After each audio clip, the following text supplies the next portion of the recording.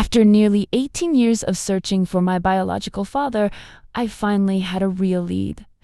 It brought me to a restaurant in the East End of Toronto.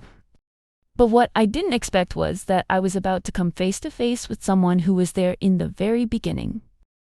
After getting off the phone and finding out about the restaurant in the East End, I knew I wasn't going to wait. This was the closest I had ever been to finding answers. So I called a friend of mine. He was someone I had known since I was a teenager, actually since right around the time I first found out that Alan wasn't my biological father. He knew how long I had been searching, and I also knew he had family in the same area as the restaurant.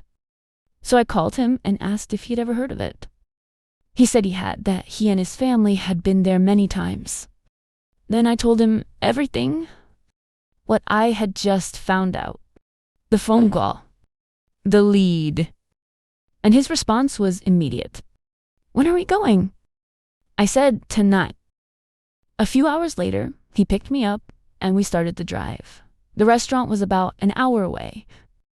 And just like the last time, I told him my plan. We were going to sit down, eat first, and not say anything right away.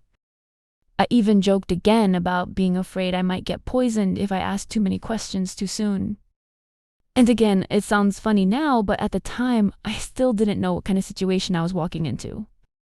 When we arrived, I immediately noticed how beautiful the restaurant was. It was elegant. White tablecloths, waiters dressed in black suits, and the smell of the food was incredible. We were seated at a table where I had a clear view of the restaurant. I could see the hostess stand, the bar, and the kitchen. Just like before, I positioned myself so I could observe everything.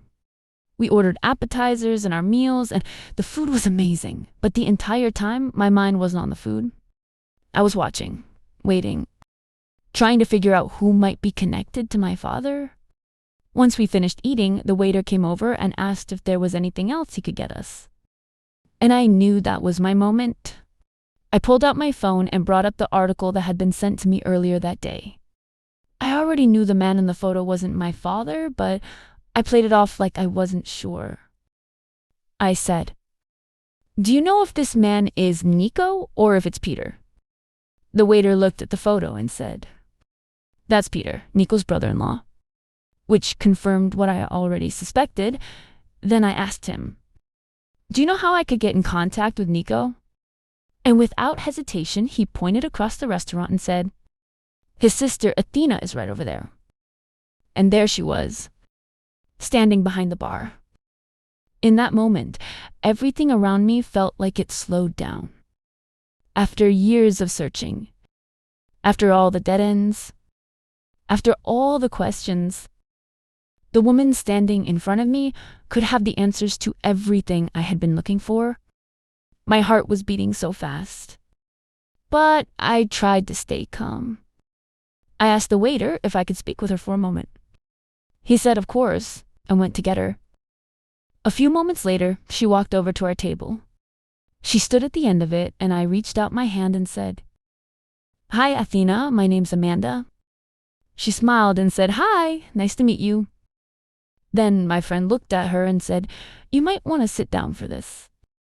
She looked at both of us, slightly confused, and pulled a chair over and sat down.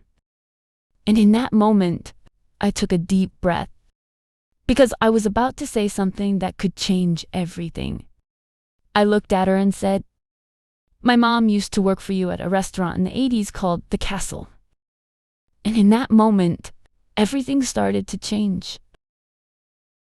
If you're enjoying my story, please like and subscribe to my channel to follow along.